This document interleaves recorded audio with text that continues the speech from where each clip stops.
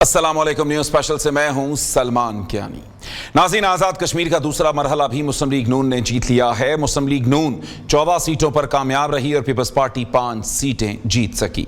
पहले मरहले की तरह दूसरे मरहले में भी धांधली का शोर उठा है। पीपल्स पार्टी ने हुकूमत पर कड़ी तनकीद करते हुए फॉर्म 47+ का इल्ज़ाम लगाया है। वज़ीर इत्तला सिंध शर्जील मेमन का कहना है फॉर्म 47 की हुकूमत ने फॉर्म 47+ कार्रवाई की। उन्होंने इल्ज़ाम लगाया है कि पंजाब पुलिस के जरिए ठप्पे लगाए गए हैं। पीपल्स पार्टी ने दावा किया है कि हुकूमत की उल्टी गिनती शुरू हो गई है। क्या वाकई पीपल्स पार्टी वफाकी हुकूमत की सपोर्ट से दस्तबरदार होने जा रही है? क्या पीपल्स पार्टी आजाद कश्मीर इलेक्शन के तीसरे मरहले का बायकॉट करने जा रही है? दूसरी जानिब वज़ीर इत्तलात पंजाब अज़म बुखारी का कहना है शर्जील मेमन ने मिसाक जमहूरियत को रौंदने का फैसला कर लिया है तो भरपूर जवाब देंगे। वज़ीर इत्तलात पंजाब अज़म बुखारी का कहना था कि कल 10:18 पर ही रोना धोना शुरू कर दिया गया था कि लुट गए, धांधली हो गई।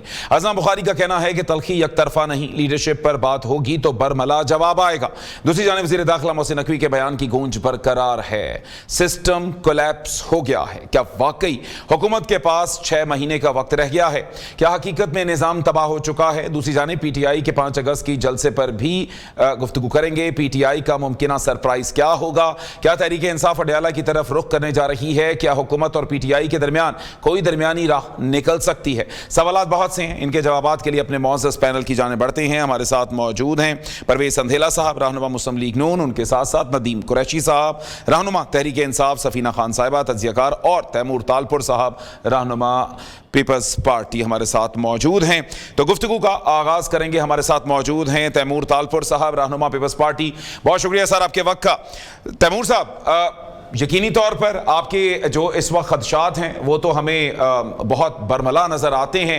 क्या देखते हैं, क्या वाकई इस हद तक धांधली हो गई कि आपसे सीटें छीन ली गई और आपका सारा मामला ही जो है वो नून लीग ने अपने हाथ में ले लिया?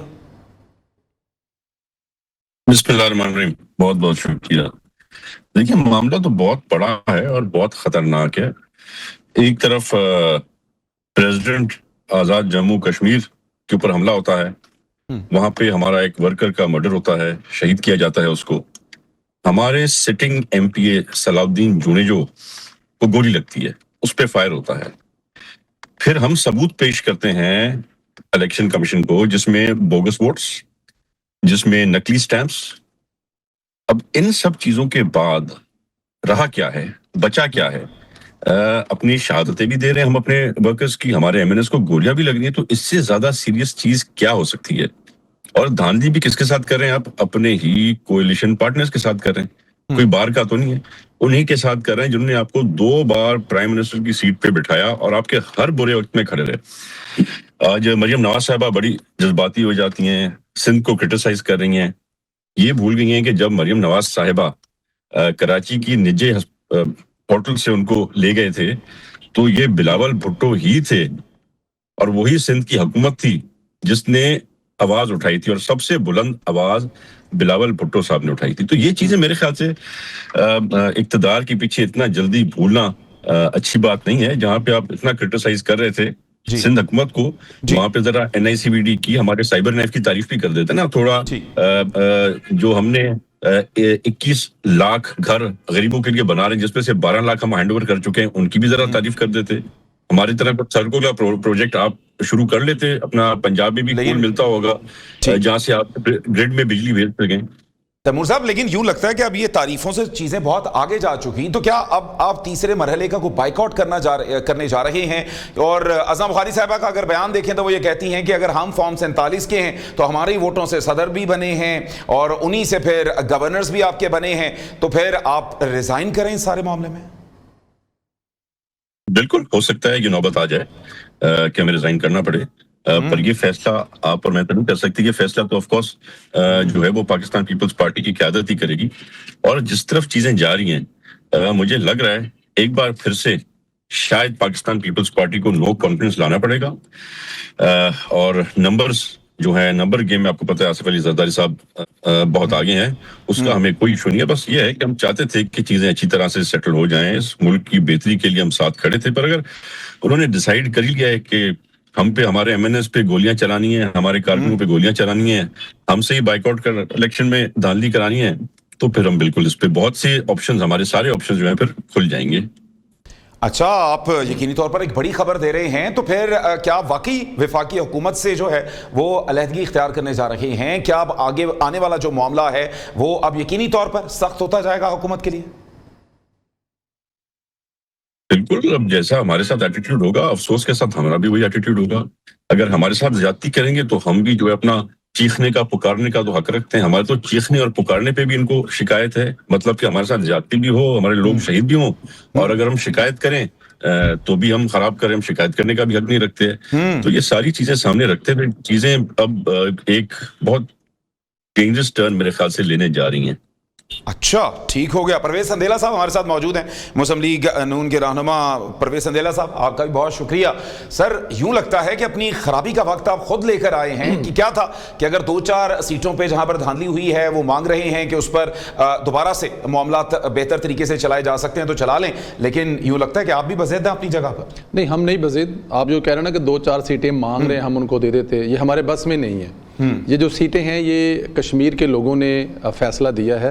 ये मेरा ख्याल है मैं या मेरी पार्टी का कोई लीडर तो सीटें नहीं दे सकता। तरले मिन्नतें की हैं, तो मैं वहीं पर मौजूद था। तालपुर साहर है वो ज़ाहिर सिंध में थे, लेकिन हाँ, इनके सिंध से कोई 1000-1200 बंदा जो है ना वो वहाँ पहुँचा हुआ था।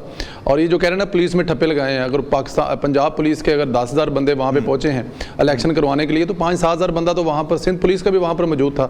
तालपुर साहब नाकामी का एतराफ़ कर रहे हैं। वहाँ पर पाकिस्तान पीपल्स पार्टी की हुकूमत है, वहाँ पे पाकिस्तान पीपल्स पार्टी जो है ज़ाहिर है आईजी उनके अंडर है, वहाँ पे डीसी डीपीओ उनके अंडर है, वहाँ पर टोटल अमला जो कि एक्चुअली जब ये हुकूमत का वक्त ख़त्म होता है, कश्मीर में हुकूमत वही रहती है लेकिन इंतज़ामिया बदलती है, एक भी पटवारी तक नहीं बदला, वही हैं जो पाकिस्तान पीपल्स पार्टी के लगाए हुए हैं। लेकिन संदेला साहब, आप अदम वो तो अदम एतमाद ला सकते हैं, तो आप उनकी नाराजगी अफोर्ड कर सकते हैं? यूं लगता है कि नहीं अफोर्ड कर सकते उनकी नाराजगी किसी भी सूरत में। नहीं सर, कहाँ से अदम है सर? गवर्नर छोड़ने पड़ेंगे, सदारत छोड़नी पड़ेगी, तो बहुत सारे आईनी ओहदे छोड़ने पड़ेंगे। कहने की हद तक ठीक है, लेकिन करना बड़ा मुश्किल है ना। कैसे मुमकिन है? आपको नहीं पता अपोजिशन क्या होती है, हुकूमत क्या होती है, आपको नहीं पता आगे पीछे गाड़ियां क्या होती हैं और सिर्फ पीछे गाड़ियां क्या होती हैं। तो इसलिए ये ऐसा कुछ नहीं होने जा रहा। मैं देखें अप्रिशिएट करूंगा पाकिस्तान मुस्लिम लीग नून की क़यादत को, कायद मियां मोहम्मद नवाज शरीफ साहब को और वज़ीर आज़म पाकिस्तान मियां मोहम्मद शहबाज शरीफ साहब को। जब जीबी में इलेक्शन हुए, हमारे तमाम तर तहफ़्ज़ात के बावजूद पीपल्स पार्टी की 9 सीटें और हमारी 8 सीटें। होता क्या है, नॉर्मल क्या होता है, जैसा कि इलेक्शन के बाद जोड़ तोड़ शुरू हो जाता है, आज़ाद अरकान को आप अपने साथ मिलाते हैं और आप 2-4 सीटें आगे पीछे कर लेते हैं। मरकज में आपकी हुकूमत है, कौन आपको रोक रहा है? लेकिन पहले हाथ में मुबारकबाद दी, मुबारकबाद देने के बाद हुकूमत बनाने की दावत दी जो दी गई। तो मेरे ख्याल में पाकिस्तान पीपल्स पार्टी, वैसे मैं बहुत सारे वाकयात का गवाह हूं, आपके पास टाइम कम है वरना मैं आपको बताऊं, ये जितने ये वाकयात बनाए जा रहे हैं ना, ये सारे मफरूजी हैं ना। या अच्छा, इन्होंने इन पाकिस्तान पीपल्स पार्टी में नकियाल सेक्टर में हमारे जो एक उम्मीदवार थे उमैर नईम, उनके करीबी साथी को शहीद किया और पीपल्स पार्टी के लोगों ने किया। हम उनके घर पे फातिहा पढ़ने गए। हुकूमत की जिम्मेदारी है वहां पे रोकना। तो ये पीपल्स पार्टी सिर्फ शोर शराबा कर रही है, रोना पीटना कर रही है। बिल्कुल ठीक। आपकी तरफ आता हूं मैं जरा। तैमूर तालपुर साहब, सर वो तो आप पे तंज कर रहे हैं सर, वो तो कहते हैं कि आप किसी तौर पर नहीं छोड़ेंगे। कहने की हद तक ये मामला हो सकते हैं लेकिन हकीकी तौर पर आप पीछे नहीं हटेंगे। और सर एक और सवाल यहां पर यह भी उठता है, मैं चाहता हूं कि वो भी साथ ही कर लिया जाए, वक्त कम है। तो सर ये कि धांधली के सर बहुत तरीके हैं, 101 तरीके हो सकते हैं। और सर आप तो बहुत पुरानी जमात हैं, तो सर ये तो मान लें कि धांधली के लेवल पर तो उन्होंने आपको शिकस्त दे दी कि वो आपके सामने होते हुए भी अगर उन्होंने धांधली करनी थी तो फिर उन्होंने कर ली। सर बिल्कुल जी, हम इनको शाबाश पेश करते हैं, इन्होंने बिल्कुल धांधली की और सच की और बहुत बड़पन का इन्होंने मुजाहरा किया अपने कोalition पार्टनर्स के साथ। बाकी जहां तक आपने बात की गाड़ियां आगे और गाड़ियां पीछे में फर्क होता है, तो हमने गाड़ियां आगे भी देखी, हमने गाड़ियां पीछे भी देखी हैं और हम फिर से आगे और पीछे गाड़ियां दोनों तरफ देख सकते हैं। पर ये जो ना असल मसला ये है कि इन्होंने ले लिया फॉर ग्रांटेड। ये समझते हैं कि पीपल्स पार्टी के साथ जो करना है कर लो, ये कहीं नहीं जाने वाले। जब वक्त आएगा वो कौन से पहले हम इनकी सीटें वापस करेंगे अगर मेरी क़यादत ने ये फैसला कर लिया तो, और उसके बाद कॉन्फ्रेंस करेंगे। और ये भी ज़हन में रखें कि तब भी गाड़ी आगे पीछे होंगी, क्योंकि अगर इनकी हुकूमत इनसे हम ले सकते हैं तो हम अपनी हुकूमत बना भी सकते हैं। अगर हम शहबाज शरीफ साहब को प्राइम मिनिस्टर बना सकते हैं तो हम प्राइम मिनिस्टर बिलावल भुट्टो जरदारी साहब को भी बना सकते हैं। ये कोई इम्पॉसिबल चीज नहीं है। As I told you, number game is not an issue for us. अगर बिलावल भुट्टो जरदारी को बना सकते तो बिलावल भुट्टो जरदारी को ही बनाते, शहबाज शरीफ को ना बनाते। ये बात रिकॉर्ड पे है मेरे ख्याल में। चले, इसमें तो कोई दो राय नहीं है। ठीक हो गया, चलें ठीक है, उसके ऊपर बात करते हैं। नदीम कुरैशी साहब, सर आपको भी मैंने कहा प्रोग्राम में इन कर ले, बहुत शुक्रिया सर आपके वक्त का। नदीम कुरैशी साहब, यूं लगता है कि आपने एक तीर से बहुत से शिकार किए हैं सर। बाहर बैठ के तो आप तो यूं लगता है कि बस अब तमाशा देख रहे हैं। बिस्मिल्लाह रहमान रहीम, हम तमाशा नहीं देख रहे, ये इन लोगों ने इस मुल्क को तमाशा बनाया हुआ है। पूरी दुनिया में जो जग हंसाई पाकिस्तान की इस नौटंकी के बाद हो रही है, माजी में ऐसा कभी नहीं हुआ। माजी में बहुत सारी चीजें होती रही, ये पहला मौका है कि फेडरल कैबिनेट के वुज़रा एक दूसरे को कहते हैं कि तुम जीते नहीं हो, तुम हारे हुए हो। दो सूबाई हुकूमतें एक दूसरे को कह रही हैं तुम जीते हुए नहीं हो, तुम हारे हुए हो। इसे कहते हैं मकाफात अमल, इसे कहते हैं अल्लाह का इंसाफ, इसे कहते हैं जो जैसा करोगे वैसा भरोगे। और अभी तो कहनी साहब आगाज है, आगे आगे देखिए होता है क्या। हम तो पहले दिन से कहते थे ये पाप की हांडी है, इससे चौराहे में फूटना है। आज पाकिस्तान के लोगों को महंगाई की चक्की में पीसकर, पाकिस्तान के नौजवान को बेरोजगारी के दरिया समंदर बुर्द करके, मुल्क की मईशत का भट्टा बिठाकर, सिर्फ अपने केसेस खत्म करवाकर, सिर्फ अपने जो जिन्होंने मनी लॉन्ड्रिंग की हुई थी, जो एसेट्स बियॉन्ड बीन बनाए हुए थे, जो इन्होंने बैरून मुल्क असासे बनाए हुए थे, जो इन्होंने शुगर मिल्स की अंपायर्स खड़ी की हुई थी, जो इवन फील्ड और यूएई में जो इन्होंने महलात और विलास बनाए हुए थे, दिगर यूरोपीय ममालिक में जो बनाए हुए थे, उन सबको सेव करके आज ये बड़े एक दूसरे के ऊपर कीचड़ उछाल रहे हैं। कौम इनसे हिसाब मांगेगी, तो लोग इंतजार में हैं कि किस दिन वोट से हिसाब होगा। ये तो अभी इसको कहते हैं चोरों को पड़ गए मोर, मतलब चोरों को डाकू पड़ गए। ये वो पाकिस्तान की तारीख का स्याह बाब है। और वैसे भी मैं कहने साहब, जिस रोज से वफाकी वज़ीर ने अपनी तकरीर में ये कह दिया कि ये सिस्टम कोलैप्स कर गया, मेरे हिसाब से अखलाकी तौर पे ये हुकूमत सर इसके ऊपर करते हैं बात अभी सर, इस पे भी करनी है बात हमने। तो वो अखलाकी अपना रोल जो है ना जिनका खत्म हो गया है, ठीक हो गया, ठीक हो गया। फेडरल मिनिस्टर से रिजाइन लेना चाहिए था या खुद कोई, लेकिन ये वो शख्स करेगा जिसमें थोड़ी बहुत हया, थोड़ी बहुत शर्म होगी। इनकी जिंदगी का मकसद इक़्तिदार है। चलिए ठीक हो गया, बिल्कुल ठीक। की मछली है जो इक़्तिदार के बगैर जिंदा नहीं रह सकते।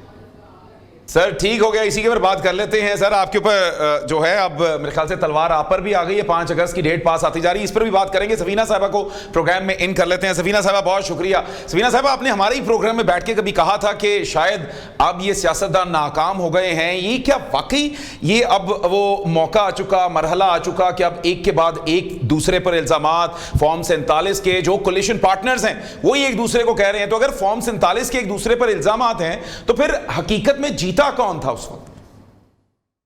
Salman, thank you so much. पता क्या सलमान, मैंने तो वही कहा था जो मुझे नजर आ रहा था, जो मैं महसूस करके आई थी पाकिस्तान से। मैंने कुछ अपने से मनगढ़ंत कहानी तो बताई नहीं थी। सिचुएशन वो होती है जो पल्स आप आवाम की और सिचुएशन की, हालात की देखकर आप उसके ऊपर कुछ बात कर सके, मैंने वही की थी। और अब तो जबान ज़द-ए-आम है, तमाम बड़े बड़े एंकर जो आके स्टोरीज ब्रेक कर रहे हैं।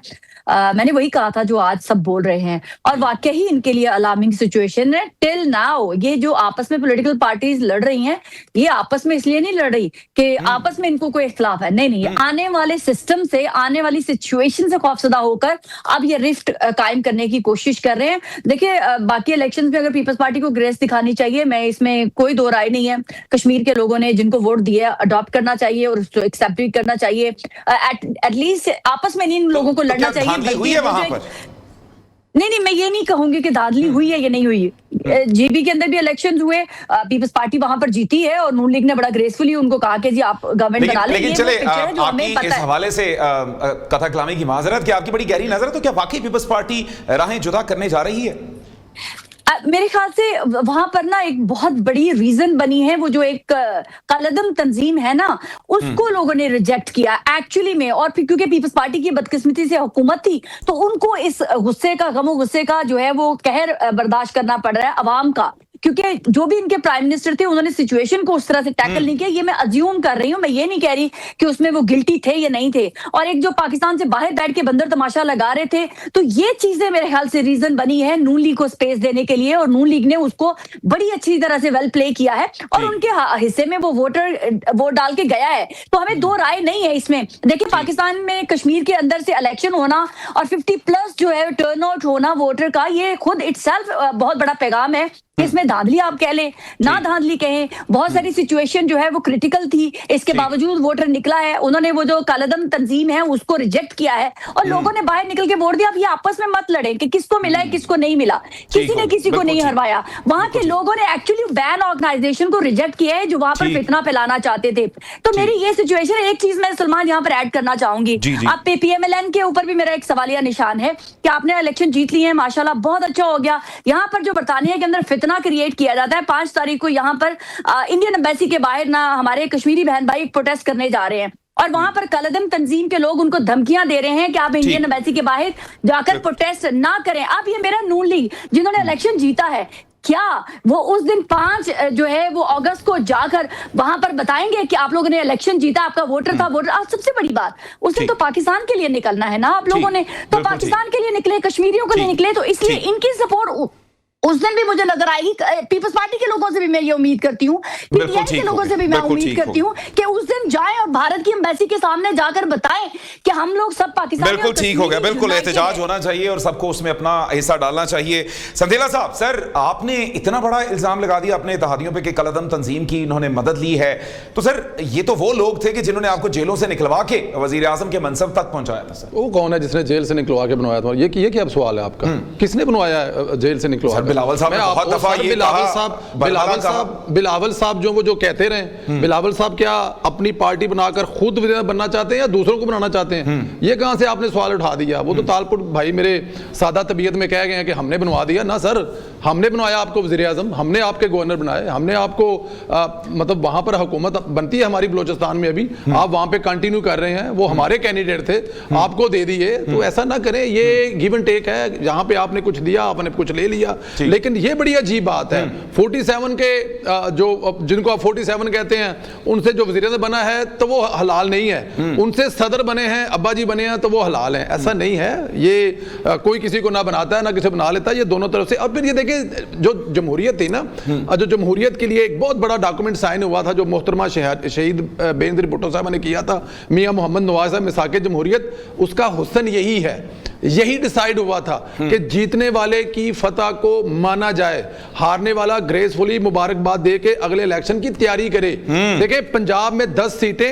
और मीरपुर डिवीजन में 9 सीटें और यहां पे अभी मुजफ्फराबाद में 4 से 5 सीटें उस सिस्टम पर इत्मीनान का इजहार है। जिस सिस्टम ने मार का हक जिताया, जिस सिस्टम ने अमेरिका और ईरान की जो लड़ाई है वो खत्म करवाने में मदद की पूरी दुनिया की, जिस सिस्टम ने पंजाब में 1500 बसें दी, कैंसर हॉस्पिटल दे रहा है जिसमें वो कार्डियोलॉजी हॉस्पिटल दे रहा है, जहां पे जिंदगी की बेहतरीन सहूलतें दे रहा है, अगर यही चीजें किसी दूसरे में सूबे में होती तो वो करती। तो जो सफीना साहब कह रही है ना कि वहां पे कोशिश की गई है कालेदम जमात की हमदर्दियां लेने के लिए, ये पीपल्स पार्टी को इतनी बड़ी जमहूरियत पसंद जमात को जिनकी बड़ी कुर्बानियां, ये किसी भी तरह ऐसी चीजें नहीं सूट करते। ये इलेक्शन हुकूमत बनाने के लिए थे ही नहीं, हमने लड़े ही नहीं, इसलिए लोगों ने हमें वोट दिया, उसके लिए शुक्रिया दिया। ये पाकिस्तान से कश्मीर के इल्हाक के जम्मू कश्मीर के लोगों को पैगाम के लिए इलेक्शन था जिसमें पाकिस्तान जिसके कश्मीर के लोगों ने बड़ी कामयाबी से वोट डाला, हमें उसको मानना चाहिए। बिल्कुल ठीक जी। तालपुर साहब, सर किस तरह से देखते हैं सर, मिसाके जमहूरियत की बार बार बात की जाती है, जब नून लीग और पीपल्स पार्टी के इत्तेहाद की बातें होती हैं, तो सर अब क्या अब वो सफा फटने का वक्त आ चुका? हाँ, सफा फटने का वक्त तो आ चुका है, पर पीपल्स पार्टी की तरफ से नहीं, नून लीग की तरफ से। शायद वो थोड़ी देर में मेरे भाई ये भी कह देंगे कि मिसाल के जमहूरियत में ये भी लिखा था कि नून लीग अगर धांधली करेगी तो उसे माफी दे दी जाएगी और हुकूमत कैरी ऑन की जाएगी। तो ये ऐसे जो बातें करी मिसाल के जमहूरियत में नहीं थी, जो है उन पे हम लेटर इन स्पिरिट पे चल रहे हैं और चलते रहेंगे इंशाअल्लाह ताला। ये होता रहेगा, नाराजगियां आती रहेंगी, जाती रहेंगी, ज्यादतियां होती रहेंगी, पर मिसाल के जमहूरियत से हम ना कभी हटे हैं ना हम कभी हटेंगे। पर बस बेसिकली जो मैं समझ रहा हूँ, जो मुझे समझ में आ रहा है, जो मुझे दिखाई दे रहा है, पहले तो इंटीरियर मिनिस्टर साहब के जो स्टेटमेंट आई उसके बाद मैं समझता हूं कि शायद ये हमें फोर्सबली कॉर्नर कर रहे हैं और ये हुकूमत से हाथ निकालना चाहते हैं। इनको कोई तरीकेकार नहीं मिल रहा हुकूमत से हाथ निकालने का, इसलिए ये प्लानिंग इन्होंने की है कि ये हमारे थ्रू ये नो कॉन्फिडेंस करा के सर ये आपसे जान छुड़वाना चाह रहे हैं सर, लगता है। जी जी, ऐसा ही कुछ है। हमसे तो छुड़ा लिया जान ना, हमें तो साइड पे कर दिया। तो आप एटीट्यूड से बता सकते हैं मेरे भाई के, या जनरली ओवरऑल नून लीग का जो एटीट्यूड है उससे बता सकते हैं कि पीपल्स पार्टी को उन्होंने फॉर ग्रांटेड लिया हुआ है या अलग करने का फैसला कर लिया है। तो ऑफ कोर्स अगर आपने अलग करने का फैसला कर लिया है तो हम आपकी उसमें मदद कर सकते हैं और बिल्कुल करेंगे। ऐसा हरगिज नहीं है तालपुर साहब। सर ये नदीम कुरैशी साहब के लिए वक्त आ गया है सर, ये अच्छा मौका है सर, आप हाथ थाम लें, दूसरे छोड़ रहे हैं तो सर। आपको मैं जरा एक चीज याद दिलाता चलूं, जब इलेक्शन हुआ था, जब ये इलेक्शन हुआ था तब सबसे पहले इलेक्शन के बाद पहली जो ऑफर थी वो बिलावल भुट्टो साहब ने पीटीआई को मारी थी कि आपका हक बनता है, आप मेजोरिटी में हैं, आप आए हुकूमत बनाएं और हम आपका साथ देंगे। उस वक्त भी पीटीआई ने जो है बैकआउट किया था और फिर नून लीग आई थी। ये जरा मेमोरी में आपको रिफ्रेश करना मेरे लिए बड़ा जरूरी समझता हूं मैं। बिल्कुल ठीक हो गया जी। नदीम कुरैशी साहब एक दफा फिर से उन्होंने हाथ बढ़ा दिया, लगता है जेलों से बाहर निकलने का वक्त आ चुका है सर आपका। देखिए मैं आपसे गुजारिश करूं, इनके बड़े हुए हाथ की ना पहले कोई अहमियत थी ना आज कोई अहमियत है। अच्छा। हाथ तो सबसे ज्यादा मोतबर वो है जो आम आदमी का हाथ है, जो अपने हाथ से स्टैम्प करता है, जो अपने हाथ से स्टैम्प करता है और उसके सर यही लगता है बयानिया है कि जिसने आपको जेलों में रखा हुआ है सर। मैं गुजारिश कर दूं, कोई बात नहीं, अगर रूल ऑफ लॉ के लिए, हक के लिए जेलें नहीं कट रही, किसी मनी लॉन्ड्रिंग के इल्जाम पे तो जेलें नहीं कट रही ना हुजूर। असासे बैरून मुल्क बनाने में तो $180 मिलियन वाला मनी लॉन्ड्रिंग के केसेस में काट रहे हैं, जिसपे काट रहे हैं, करप्शन के केसेस में आप अयान अली उस पे तो जेलें नहीं कट रही। जेलें अगर हक के लिए कट रही है तो ये इज्जत है, ये फख्र है, ये अल्लाह ताला किसी किसी को नसीब करता है। ये पाकिस्तान के असासे बैरून मुल्क करने पर जेलें नहीं कट रही। तैमूर तालपुर साहब, सर आपने ये बड़ी खबर दे दी है सर।